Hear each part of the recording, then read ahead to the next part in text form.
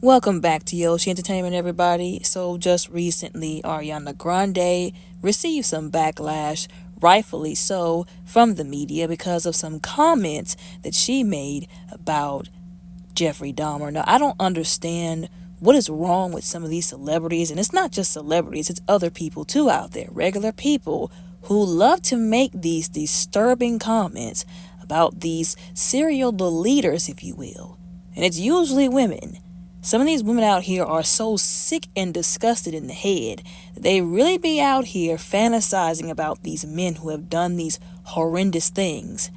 And you'll have to excuse me, I've said before, I don't like to stereotype or, stigmatize, but what I've noticed is it's usually women of the Caucasian kind. I said it's usually from what I've seen personally. Now, that doesn't mean that there aren't other women who have done this, because there most certainly is. I'm just saying what I've seen most of, my own statistics that I've gathered, so to speak.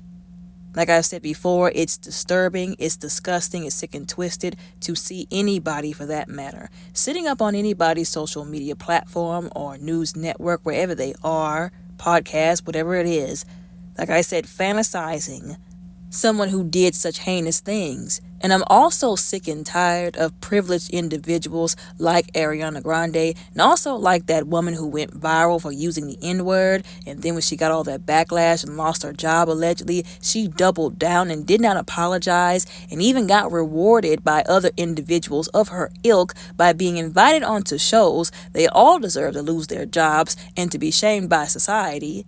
But I get real sick and tired of seeing individuals like that capitalizing off of black pain, if you will.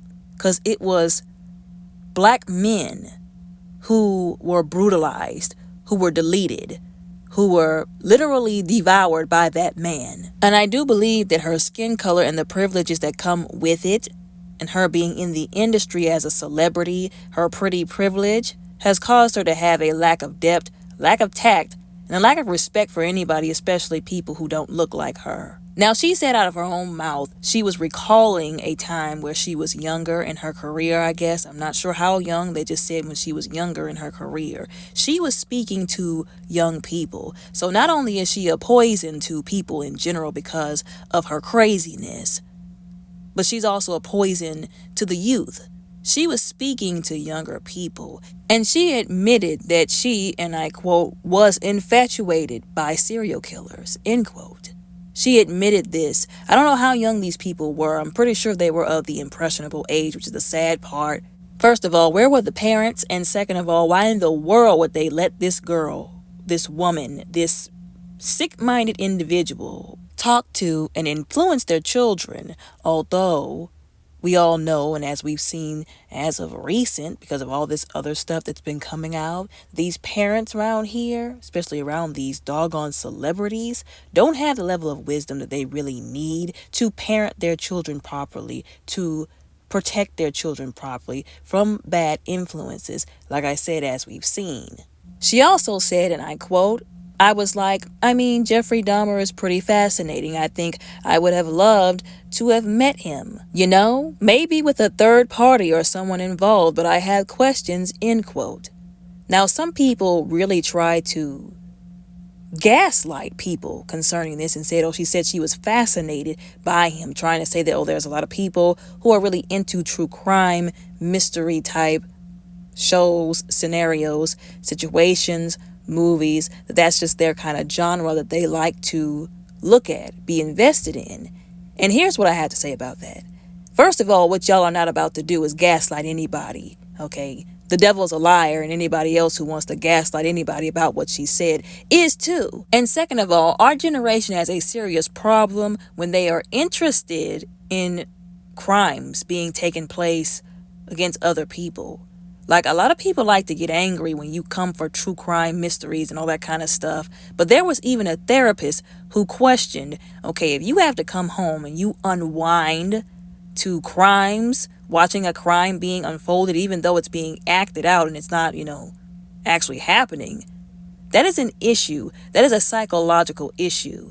And before anybody gets offended, ask yourself why and do some real self-reflection as to why that might seem fascinating to you to begin with. I can understand if your field of expertise was solving mysteries. You are a detective, you are somebody who's a forensic scientist, etc. And it is an area, like I said, of your expertise, your forte, if you will, that you find a pull towards, that you might even, seem like this is kind of interesting to me, but only because you know you have what it takes, that God gave you what it takes to solve those mysteries in a way nobody else can. When you look at the evidence, when you look at the fingerprints, whatever it is, things come together in your mind like you wouldn't be able to explain to other people.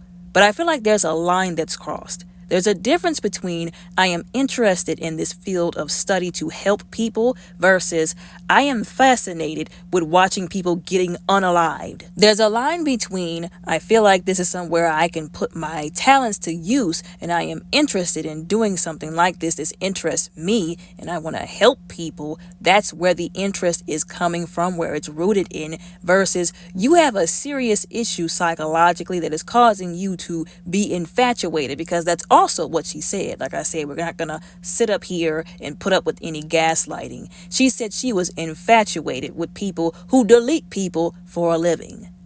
There's a serious boundary that's crossed there, and I don't think people really want to talk about that. They don't want to go there. They don't want to have that discussion, not even with themselves, because they know deep down inside it means something is wrong with them and they need help. Remember, we've always talked all up and through these videos about, first of all, you got to know you have a problem. If that's the case, you got to acknowledge it first. Then you have to want help. Without that, you will stay the same. And it is unfortunate for the people around anybody who has a problem. Like, it would be different if people who had issues only affected themselves. If you want to stay the way you are, fine, affect yourself only. But it's unfortunate because they are affecting negatively other people around them. Now, like I said before, I highly doubt once these people who are infatuated with this kind of stuff, if they actually did that self-reflection I was talking about, would they feel the same way? I doubt it. If the stuff that they were so infatuated with, the serial deleters that they were so infatuated with, turned on by, really sick-mindedly, would they feel the same way if it was them being put through what those unfortunate victims were put through? What about their family, their mother, their brother, their father, their sister? I don't think they would feel the same. But then again, you've got some really sick-minded people out there. They probably would, unfortunately, some of them. And I brought that up because it needs to be talked about. And I also brought it up because I want to remind some people out there before they try to take up for this witch, because she literally called herself that not too long ago in a sit down, which is why I'm not surprised by her being infatuated with a serial deleter, especially one who deleted black men. Let me just be blatantly honest there. But I want to remind some people what this dude actually did. Deleted, and I quote, 17 men and children from 1978 to 1991 and partook in torture, dismemberment, sexual assault, and cannibalism. End quote. There was a series, documentary, whatever you want to call it, that Netflix put together, and they should be put to shame as well, because allegedly the families of the victims of this monster did not actually agree with them doing that, allegedly. And quite frankly, I don't blame them, because every time that man's name is brought up, they feel pain. And I'm sure they didn't want him to be plastered all over Netflix, capitalizing off of people. They didn't want what happened, the person who did these horrendous things to their loved ones that are now deceased. They didn't want the person responsible being looked at as some kind of whatever sick-minded people would look at them as, because they knew that was exactly what was going to happen for all the obvious reasons. When it comes to people like that monster, they don't look at him for the monster that he is. Not at least everybody. Of course, the people who see him for what he is, for what he was, they do. But you always have some sickos, some group of sickos that idolize these people, these serial deleters and these horrible people. and they get off on these documentaries, which is probably why the families didn't want it to be done, besides not wanting to see it all over again, a reminder of what happened to their loved ones. And it's sad and messed up that that was not taken into account before Netflix did what they did. And that makes this situation even more sad. She did not think about those people, those victims, their families, at all when she said what she said. As a matter of fact, the mother of one of the victims made a statement concerning what she said, and I quote, "To me, it seems like she's sick in her mind," Shirley said of Grande to TMZ on Thursday, June the 27th. "It's not fancy or funny to say you would have wanted to do dinner with him. It's also not something you should say to young people," which she says she did, end quote. As I said before, this is somebody who's influencing y'all's young people, your youth. And you see why I keep saying that our society is in the trash, our community is in the trash. Once again, that probably hurt that woman so deeply to hear this raggedy behind celebrity sit up on wherever she was sitting up and say what she said.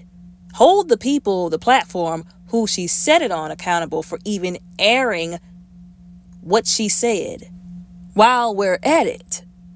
Because if I had invited somebody onto my show, first of all, I wouldn't invite a witch onto my show. And I keep saying that because, once again, she said it out of her very mouth. As a matter of fact, on the platform that she said it on, the guy who had asked her, because it was something to the effect of, how do you keep doing what you do, etc., she literally said, being an actual witch, he laughed, and she doubled down on what she said to let him know she was actually serious. And people stay putting this girl and people like her on a pedestal. Like I said, I wouldn't have invited a witch onto my platform to begin with. But if you invite somebody onto your platform and they say something that wild, why in the world would you even keep that in the podcast, in the video? Like I said, whoever the platform is, which I'm not even giving them an ounce of shine by even trying to say their name, I don't even know who they are, they need to be drugged and called out and receive backlash as well for enabling her stupidity and her disrespect. Now, going back to, once again, the families didn't even want Netflix to make that series, that documentary about him and what he did. Allegedly, the guy responsible, if I'm not mistaken, was Ryan Murphy, allegedly, had the audacity to stand 10 toes down and still going through with it, talking about, well, we reached out to all the families. And as you can see right here, it says, and I quote, "And we, over the course of 3.5 years, when we were really writing it, working on it, we reached out to around 20 of the victims' families and friends, trying to get input, trying to talk to people, and not a single person responded to us in that process. So around 20 people who you contacted who were directly related to or had a relationship, some kind of affiliation very close to the victims of that monster, and none of them contacted you back. That was a sign from the Most High and those people letting y'all know they didn't want you to capitalize off of their pain, and they went through with it anyways." See what I'm talking about? These people with their privilege, y'all know who I'm talking about, and I'm not trying to stereotype, but we see it's a certain group of individuals, not all of the ones who look like them, who always love to capitalize off of the pain and suffering of Black people. It's all fun and games until it's not, though. It's all fun and games until she gets backlash, but I doubt that's going to go anywhere, because this is the same Ariana Grande who licked a whole donut, never really received the accountability she should have. People tried to gloss over it, sweep it under the rug, if you will. This is the same Ariana Grande who is known for wrecking relationships. Her most recent wreckage being a whole married man who had a whole wife and baby. She broke up that whole relationship because she's selfish and entitled. And then the crazy part is her entire fan base and the people who worship her and are really deluded enough to make her like she's this idol, God, if you will. We're finding every excuse in the book to justify what she did. Any other time, they would be saying, who does this person think they are, trying to take somebody who belongs to me? But all of a sudden, it's all right when it's Ariana Grande. I mean, it truly was disturbing, the excuses and justifications they made for Ariana Grande after everything she has done. Again, the relationship, the married relationship that she had no problem ruining for her own greedy reasons, and then made two whole songs bragging about it, but had the audacity to not say anything about it. Even when questioned, she chose not to say anything. Well, it's like, no, if you're going to tell people you can do whatever you want to, yes, and the boy is yours, you can't wait to try him. You want to be that bold, but when people say, hey, you need to speak on what you did, are you even remorseful? You don't want to say anything? But again, people are still making it like she's done nothing wrong, which is befuddling me as to why people are shocked that she would do something this crazy. I mean, I can understand, I guess, being shocked by her audacity, but to be surprised, I think that's the right term. To be surprised, nobody should be, because this is the kind of person she's already shown y'all that she's been all this time. I've said this before. If they've got certain very bad traits, they're going to be something else you're not going to like either. Now, some people, thank God, were calling her out. They were saying, we're tired of you putting on this facade like you're this sweet, innocent, ditzy little girl. First of all, you're 31 years old. You're a grown woman. Act like it. Be mature and do the right thing. And also this odd baby voice. It's like she changes all these different personalities and gimmicks throughout the years. She's always pandering. She's always trying to go with some kind of image that is not hers. Borderline culture vulture, if you will, to get whatever she wants. And it is annoying to people, especially, like I said, the baby voice. And people have been calling her out for that. It is so annoying to me. I really wish she would just drop the act. Although some people are really deluded enough to fall for it. They are deluded enough to babyfy this grown behind woman. Like, I get that she's, very skinny. She's very small. Like I said, she has these very small features. But it's like people have babyfied her to the point where she can't do anything wrong. She's excused for everything she does. Like I said, people have been calling her out, though, for like they're just not here for these celebrities anymore, doing things and just using whatever excuse, their privilege to get out of what they've done, hurting people, doing things that's not right, saying things that's not right. Again, there was somebody on YouTube in the comments reminding us the atrocities that this man, this monster, committed. And I quote, that victim the raggedy police brought back to Dahmer was also a 14-year-old child. Let that sink in. I don't know who's worse, law enforcement or child protective services, end quote. And I don't know who's worse either, because unfortunately, both of them have failed people. They failed children, they failed adults. More people also pointed out, once again, her gimmick, the way she markets herself on purpose, make no mistake, and because of the obvious reasons, people keep giving her free passes. Somebody also on YouTube pointed out something that was very valid of a point, and I quote, it's uncomfortable that she brings this up because that sick trash who harmed Drake Bell was also obsessed with John Wayne Gacy.